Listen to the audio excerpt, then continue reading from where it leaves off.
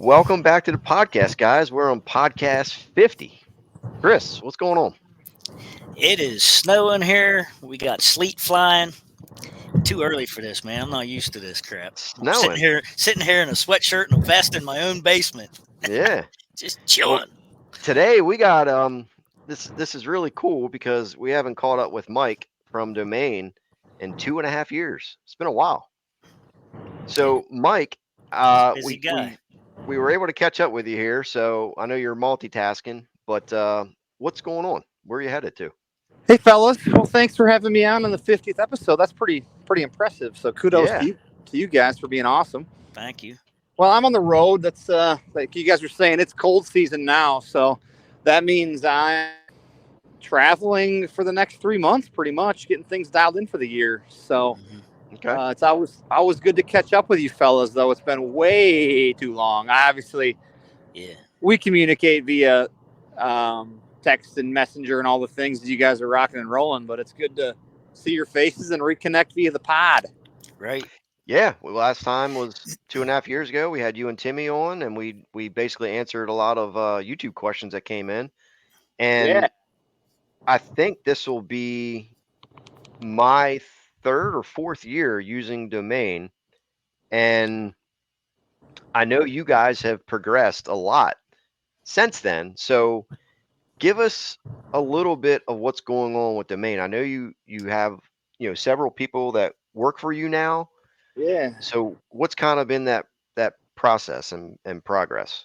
Yeah. So, I mean, golly, man, you took a chance on us when I was in my basement. So, Right. for that, I am forever grateful for. We said the other day we're the original OGs. Yeah, I tell you what, you guys are like the big sexy of the group here. I mean, you're the OG, right? Yeah. Yeah.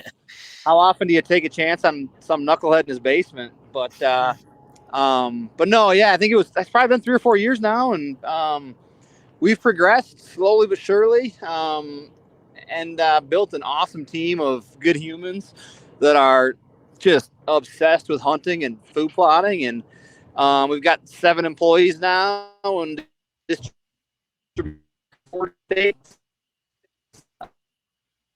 We're still who we are. It's family owned business, and quality is our top priority, right next to customer service. And but at the same time, we like to have a little fun with it. So I mean, nothing's changed except I've been fortunate enough to be able to hire a bunch of absolute rock stars to help us be better. So it's been crazy. It's hard to believe it's been 2019. So I think this will be our 5th year upcoming here, and it seems like it was just yesterday. So it's Right. in a we're grateful for everybody that trusts our product and all the awesome people we've met along the way, and we're just getting started. So it's it's a fun thing to be a part of. I'll tell you, Mike, it's been a great product for us, and we enjoy showing it off. And we have so many people comment and get a hold of us and ask us about it, and that been able to influence so many people to come on to the Domain Nation. I mean, it's growing fast, and man, I just love even my own database on my end. A lot of people that keep in touch with me now, and they're sending me pictures, and you know, calling me on a weekly basis. Like Stuart, Stuart. I mean, my boy Jackson. We talk Oh a yeah. couple times. We talk a couple times a week on the phone. He keeps in touch with me. He's asking me questions all the time. I Yep. mean, it's been great. It really has. It's a beautiful thing. Yeah, it really is. I mean, I there's thousands of people that I talk to very often I've never met because of, uh, Right. you know, we all share a passion for the same things, and it's just been a blessing. So I appreciate you guys for spreading the good word, hmm and that's the fun part of it, right? The human connections you make because of a Yeah. shared passion. Well, it makes it Um, easy when you got a good Fun. product and it works. Well, I mean, we stand behind it. We're proud of it. We have fun No with it, obviously, with the marketing side. But god dang it, the jug's clear for a reason. We're pretty damn proud of what's inside of it. no Right. BS. Yeah, exactly. I mean, I think if you've watched our podcast, you kind of know who we are. We like to have fun and joke around, but at the end of the day, we just want our people to be successful. So Hmm. Well, I know when I first started using, I was big into, well, still am, but big into planning, like screening, and I was into the incognito. Yeah. So I get I mean, multiple questions daily from the different blends. And I know when I first started using Domain Seed, like you guys had, I can't remember how many blends you actually had, but it has progressed since then with a multitude of Yeah. Yeah. blends for various situations. Like there's a blend for every situation that somebody could run across. Yeah, you're right. 100%. You nailed it. I mean, we started with 5 products, our core OGs, if you will. And Hmm. they're still the OGs, but every year we're challenged with a couple of things. You know, what can we do to continue to provide resources and products for people to fit or solve problems? And every year we try to, fill those gaps. And we've when you have 5 products, you got plenty of gaps in your arsenal. So every year we try to add something for somebody to make their property um, more special. So yeah, I mean, we've last year was Hall Pass and Motherload, and the year before that it was Showstopper and Smackdown and Bombshell, and we've got just a wide variety. We get crap from a lot of people because like, golly, how am I supposed to decide now? Right. Um, and the idea is not to muddy the waters. The idea is to make sure you've got plenty of tools for your tool belt. Mhm. Hmm. It's going to be hard to come up with more blends in the future for you, though. Hardest damn part to come up with new names. I tell you what. Right. But yeah, I mean, we've got a few things in the hopper. Always working on stuff to help improve, people's performance and property. And but yeah, I mean, we've got, gosh, 15 different products now, so it gets Hmm. tougher every year to kind of find something new and innovative. You're right. Right. Well, So Mike, let me ask you this. So I get, we all get lots of questions, and there's, some questions that I just can't answer because I don't, I'm not inside the business. But like, uh, how, what is the proper way for a customer to get a hold of Domain? Is it through email? Can they speak to a person? whatever they're comfortable with. Yeah, I mean, we our answering service is a human, Okay. which is not normal these days. But Right. yeah, when you call 715-821-8879, one of our guys is going to pick up and they can answer any of your questions. If they can, I can. So you're going to be Okay. talking to a product expert no matter what. We've also got info@domainoutdoor.com, which you can find right on our website, or Instagram, Facebook, or TikTok. We answer hundreds and hundreds of questions that way too. So no matter how you do it, whatever you're comfortable with, we'll answer any question you have. So Yeah, I that's just the had a fun part. guy call the other day, and I guess Spencer picked up and talked to him. Yep. Yeah. And my buddy called me. He's like, "Do you know what Spencer?" I'm like, "Well, Spencer works there. I mean, he's Yep. he's he's on the lives and things." I said, "You'll see him if you watch." Hmm. He's like, "Oh, that's cool." Yep. Yeah. I mean, you're going to talk to a human every time. So that's the beauty of being a small family-owned business. You're going to get human interaction and personal care, and we're going to make sure it works. So Right. Yeah, that's why I threw that out there, because a lot of times people will call a company and you can't talk to somebody, or they do talk to somebody and they're just a person answering phone. They don't know anything about the product. yeah, I mean, ours is going to be a product expert. I hate the word expert. A product specialist. There we go. Hmm. We'll use that word. The second you think you're an expert, you're about to get fooled. But Right. um, We're always learning. yeah, exactly. I hope so. That's the fun part. But yeah, you're going to talk to a product specialist no matter what, and we're going to make sure you're taken care of. Mm. That's the Awesome. fun part. That's the human interaction part Chris brought up.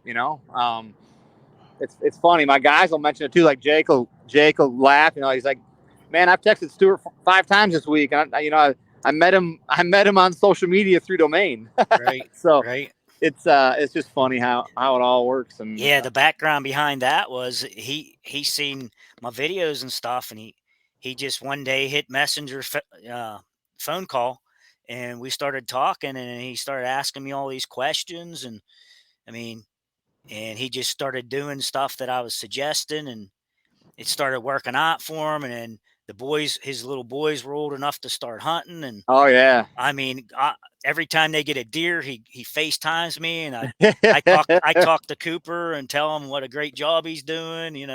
I mean, he's got the ultimate package going right now, where he never even has to pull the trigger. The kids are Oh man, killing everything. it's crazy. I wouldn't want to be a deer on his property. I tell you that. Oh, no, that freaking kid, he knocks them down, dude. Little Cooper he's a Oh man, shot. it's fun. It's fun. That's what it's all about. It's pretty that's neat. cool. That's cool stuff there. So Yeah, for sure. So Mike, this time of year, we're into late season, yeah. so food as far as natural browse or whatever is kind of scarce, depending on what area. And down south you might have still some, but is it possible for a food plotter to still have food at this time of year? What are those circumstances? Is it based on? Is it too many? Is it too small of a plot, the right size plot, too many deer? Like, what does somebody need to do to make sure they have enough food plot to still attract deer at this time of year? Yeah, I mean, we've got a bunch of food still in some of ours now on my property at home. I've got none because my plots are, gosh, I got 2 eighth-acre plots and I got way too many deer, so they've grazed it down to the dirt. But at the farm, I mean, we've still got a bunch of above ground forage that those deer are in. Our big sexy plots and our green machines and our hall passes are all humming right now. So I mean, there's a couple of things. Obviously, if you got a ton of deer, plot size is going to be important, but also your soil health, which determines the size of your plants and how much forage you're actually producing, is just as important to get those plants to maturity and have plenty of food to get you into November, December, January, and through the year. So there's a lot of factors. Plant varieties are critical too. You set up more properties than I do. I mean, you're the the property expert. But when I set up a property or help somebody do it, I make sure I've got plenty of variety, so that deer are grazing through their property instead of wiping out everything on their property all at once and they got nothing left. So, and there's a million ways to slice it. But you can absolutely have food through the fall and winter. If you've got your program dialed in, right, the right balance of things. Absolutely, in my opinion, yeah.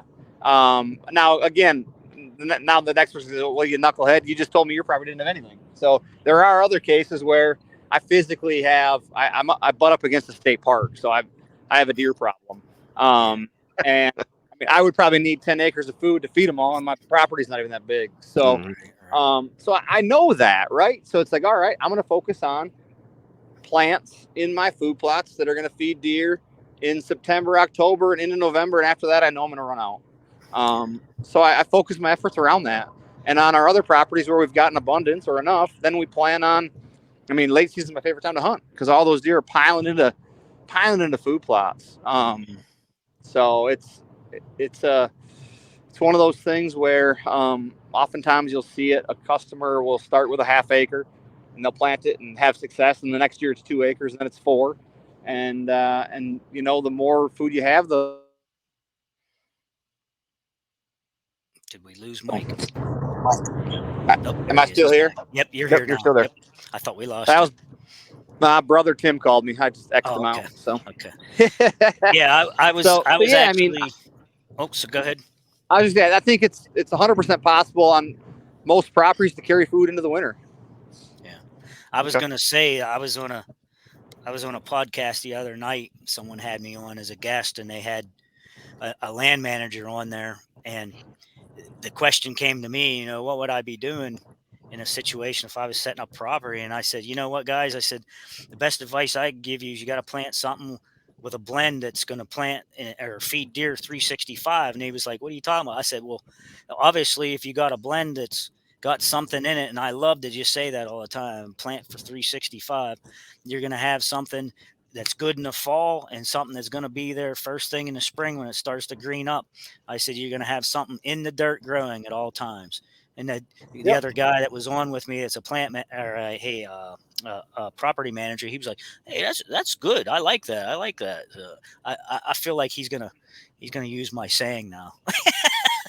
Well, But I've always said it, kind of talk about the refrigerator being empty. You know, if I get home and the fridge is empty, I'm going to go somewhere else to eat.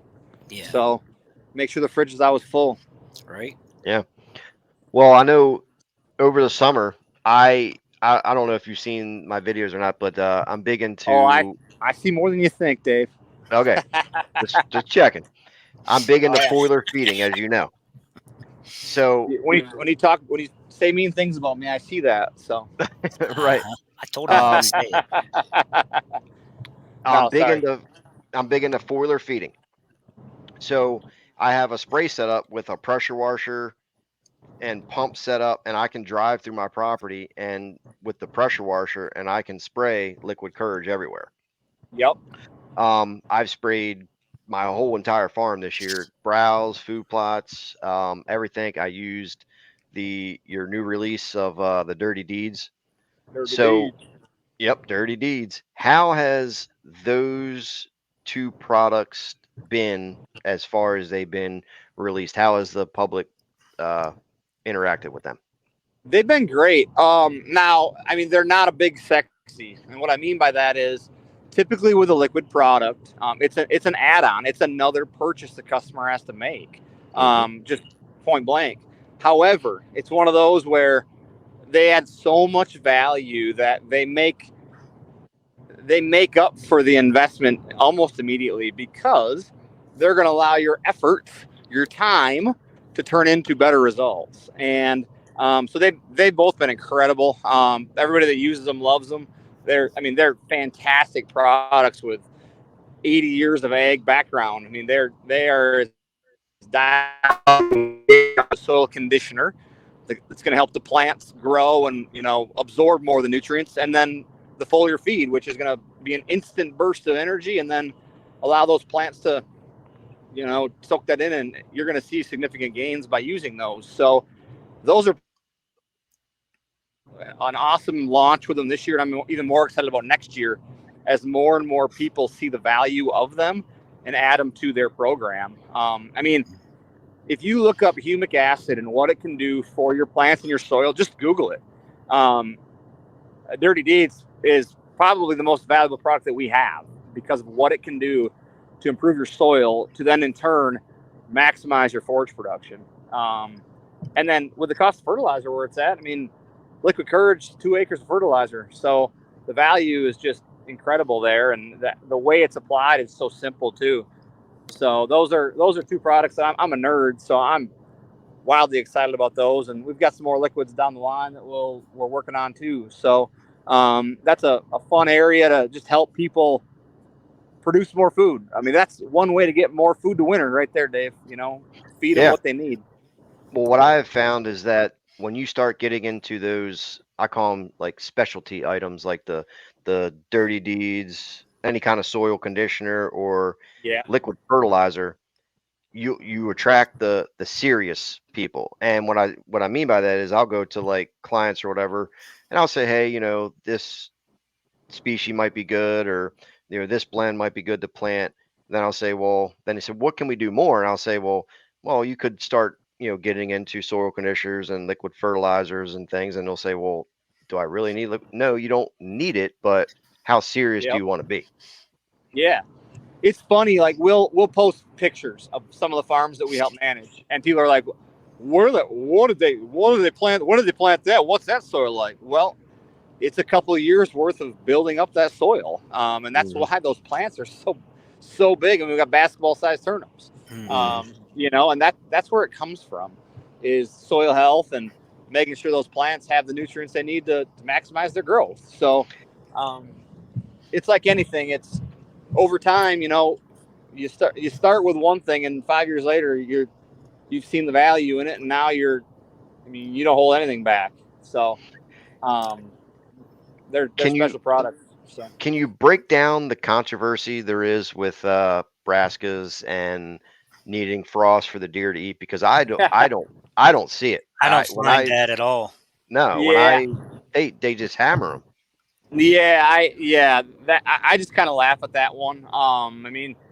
Oftentimes yes, when they freeze, they go through a molecular change, and some of the starch turn to sugar, and it is a sweeter bulb and whatnot. for However, sure. the way we design our brassica mixes, by using different varieties and manipulating plant maturity levels, we'll have deer in them July, August, September, October, November. I mean, Yep. it doesn't take a frost for any of our products to be effective. Mm-hmm. Those greens in those plants are 20 to 30% protein, high protein forage. So, yeah, that's a myth in my opinion. Right. We often, a lot of times we often promote it like doesn't require cold weather to be effective. Mm-hmm. So it's one of those funny things. Now I will say that by manipulating when you plant certain things, you can kind of dictate how and when deer will feed in them. Mm-hmm. Certain maturity dates and things. Yeah. Absolutely. I believe there's a lot of truth to that. You're right. Plant really early to attract them later. Plant later to attract them earlier. Right. That's just manipulating maturity levels. So, Mm-hmm. so yeah. Golly, yeah. I'd like to think someday we'll get over the fact that deer can eat brassicas pretty much anywhere. Yeah. So you've started offering some pH testing and things there now. I've noticed. And how's that working out for you guys? Oh, it's good. I mean, it's a step that a lot of people still skip just because it's For one sure. more step, So Yep. all of our mixes are designed to be as adaptable as possible. But anytime you can check the soil, we have an instant one that just gives you pH levels, and then we have a comprehensive that gives you the breakdown. And anytime we know that and can amend it appropriately and or make suggestions based off of what the soil offers, it's just going to benefit the planter. The more information you have about the soil environment, the better off your plots are going to be. So, I had a couple of guys get a hold of me. Oh, I'm sorry, I didn't hear. Is he still talking? No, I was just going to say that soil's the foundation. I mean, that's where it all starts. Yes. So, yeah. I had someone get a hold of me and they're like, "Oh, I planted this blend and I didn't see any of this grow, but this grew great out of the bucket, And I'm like, "Well, obviously something's off in your soil test, so now it's time to brush up on that and get that fixed." I said something was wrong nutritionally with your soil, Yep. Yeah, it can be that simple. Yep. So, Mike, two questions. So, the first one, besides like an annual or perennials as your Clover blends, as far as annual goes, what would you say your most browse tolerant annual mix is? Ooh, what time of the year? Will be for the fall. Yeah, golly, we have options now. Right. I would have immediately said showstopper, because they're going to eat it early, but it's going to have some regenerative growth from that hybrid brassica. Mm-hmm. But now that we've incorporated bombshell in that has 2 different plant varieties that'll do that, and Hall Pass and Green Machine that have some grains to back you up, we've really tried to integrate more and more of those, Dave, where you're going to get more forage production, more browse tolerance, because we've got so many folks like myself who are planting small plots on properties that have a lot of deer pressure. Mm-hmm. So, and like you said earlier too, I want to highlight it. You mentioned this right when you started. Those perennials, the hot chicken comeback kid, are going to be as graze tolerant as anything. So, yeah.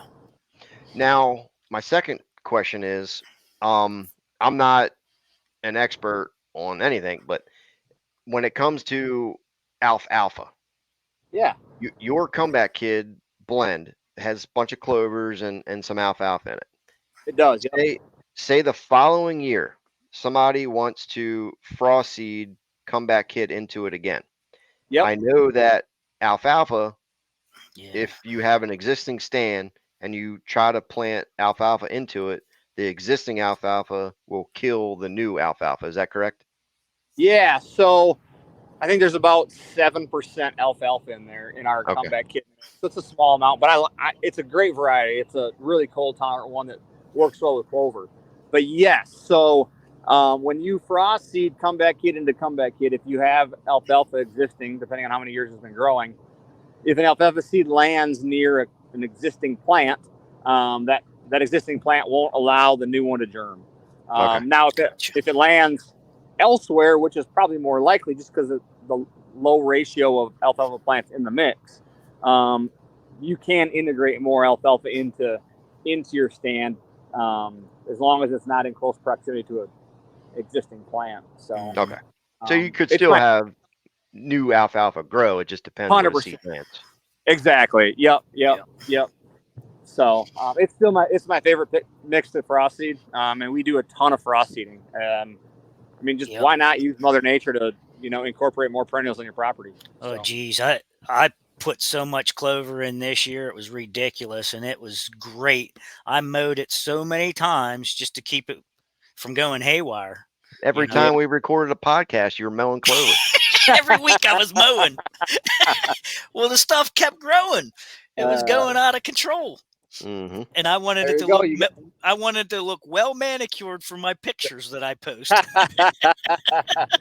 And Yeah, I it tell you looked what, great, man. You should we see how many comments I get on that. oh Oh my yeah, gosh. nothing beats a well manicured clover plot. The deer like it too when you mow Oh, that. for So sure, for that's sure. a win. That's a win-win. Now, how about this? I had a guy. I don't want to say attack me, but I had a guy come on board with me here, and he's like, "Hey, he's like, why would I want to use this green machine or no BS? It's just full of oats." I said, Yeah, Have you watched any of my videos?" He's like, "Well, yeah, no, but What what can you tell me about this?" I'm like, "What do you mean? What I said, "My go-to is no BS." I said, "If you look at any of my videos, you will see no BS." And I said, "I'm going to let you in on a secret. How do you think I shoot so many does every year?" I said, "I'm shooting them out of no BS plots. It's my yep, go-to." I said, yep. but as far as the oats are, I said, I don't think you can beat them. I mean, that gets everything. It's kind of like your what do you call that? They're Uh, basically a nurse crop. Nurse crop. I was looking for nurse. Yeah. It's a Yeah, nurse crop for what's up and coming.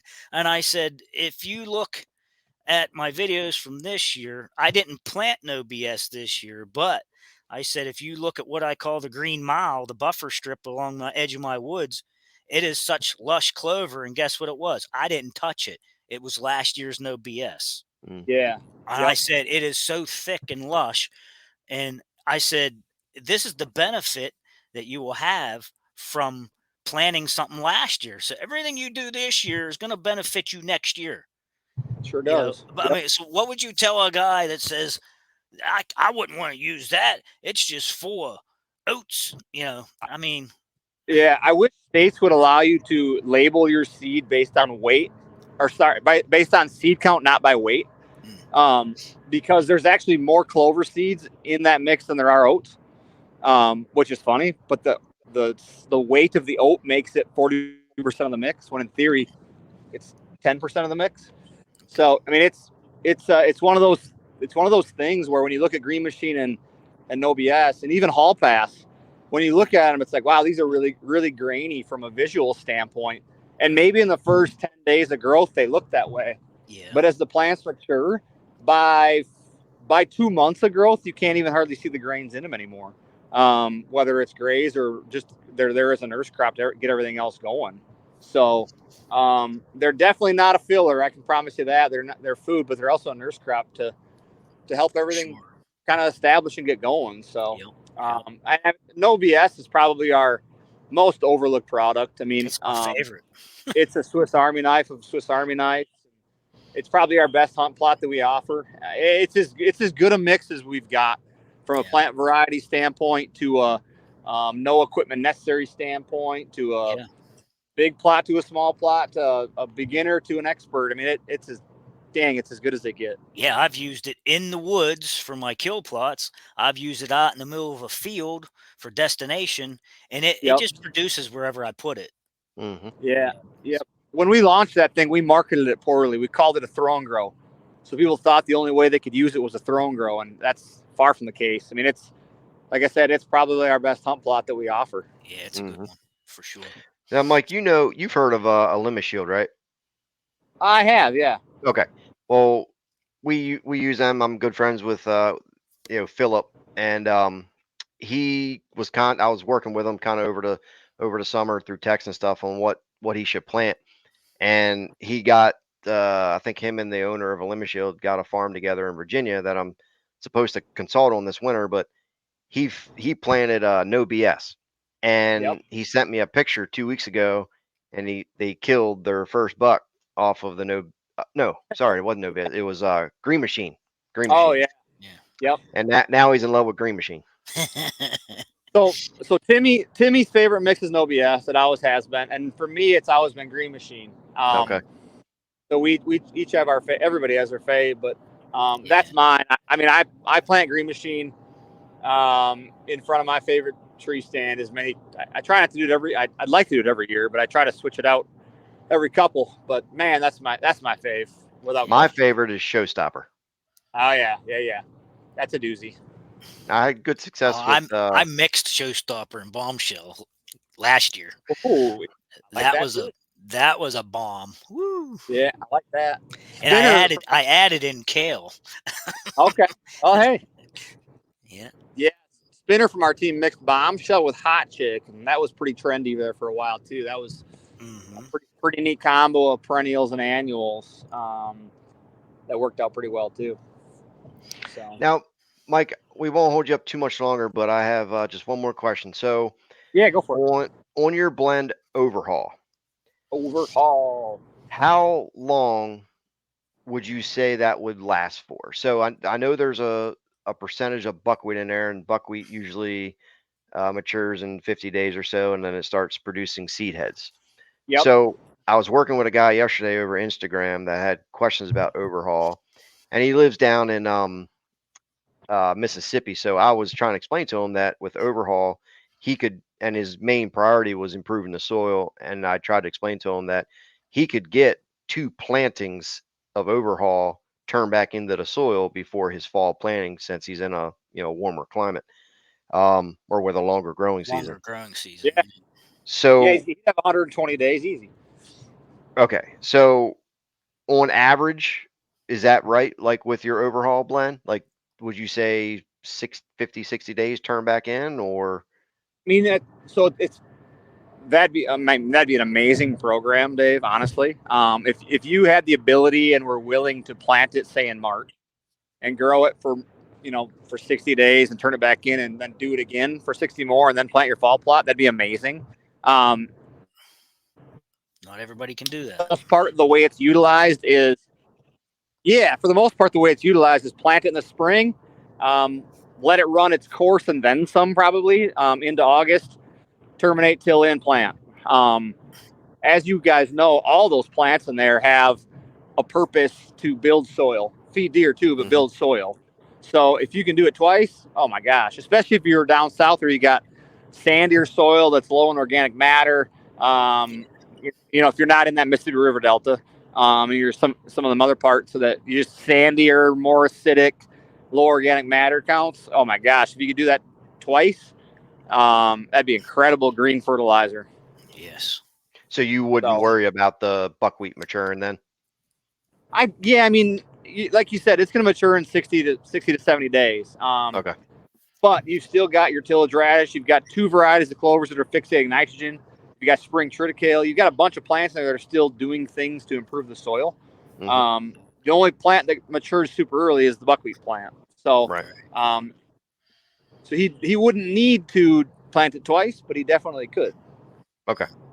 Yeah, he was dealing with some really sandy soil. So I said, man, if you can really time that, you get, plant it in the spring, let it go 50 days, and do it again. It would really, really help you out. It would, for sure, in a ton of ways. Dirty deeds help sandy soil too. That humic acid helps bond everything together. So, but yeah, I mean, Overhaul is a fantastic product for that scenario, and you nailed it. Okay. Well, we really appreciate you coming on here, and I know you're driving, so we won't take up the rest of your time. But like I said, we wanted to catch up and see what. Thanks for the invite. Honestly, yeah, I appreciate you guys more than you know, and thanks for wearing our flag and holding it high, and all you do to help support us. And you guys are good humans. We love to work with good people, and we appreciate you guys. No problem. What can we do for you for the future, Mike? Keep being real. Okay. No, I mean, I think the beauty of what you guys offer is that we're in a space where knowledge and education are critical to success. The more you know, the better off you're going to be. And you guys are just good old boys who have been doing it for a long time and have learned the tricks of the trade through the good old fashioned way, rolling your sleeves up. So I think it's, what you can do is offer information, help people try to understand what they're doing so they don't make some of the failures that you and I have made in plotting. Right. And I think that's the beauty of what you guys do and what you offer is just good old fashioned information and knowledge through doing it. Right. And that's the beauty of it. You've done it, so you can provide insight that can help people do it better. And that's the beauty of it. So thanks for taking us along for the ride. Yes, No sir. problem. We'll Thank catch you. up with you. So, Thanks, Mike. thanks, fellas. Appreciate y'all. Yep. Yep, Thanks no for problem. coming on. We'll see you. Safe travels. See you guys.